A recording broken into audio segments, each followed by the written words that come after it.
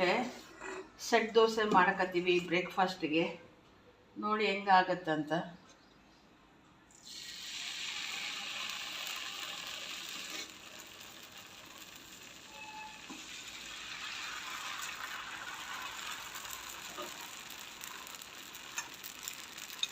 ಇದಕ್ಕೆ ಬಟರ್ ಹಾಕಬೇಕು, ಆವಾಗ ತುಂಬ ಟೇಸ್ಟ್ ಆಗುತ್ತೆ. ಹಸಿ ಕೊಬ್ಬರಿ ಚಟ್ನಿ ಇರಬೇಕು.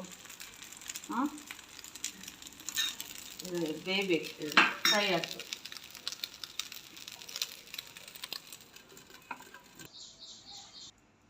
ಆಗುತ್ತೆ.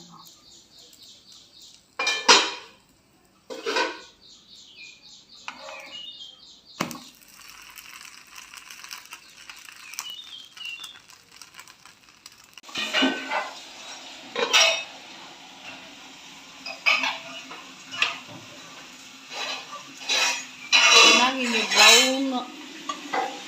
ಬ್ರೌನಿಗೆ ಹಾಕಬೇಕು.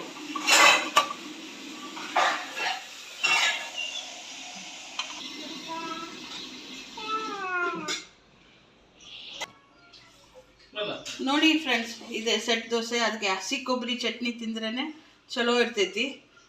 ಟ್ರೈ ಮಾಡಿ ನೀವು. ನಮ್ಮ ದೋಸೆಗೆ ಚೆನ್ನಾಗಿರ್ತೈತಿ ತಿನ್ನೋಕೆ. ಇಷ್ಟ ಆದರೆ ಲೈಕ್ ಮಾಡಿರಿ, ಶೇರ್ ಮಾಡಿರಿ. ಸುಜನ್ ಕಿಚನ್ಗೆ.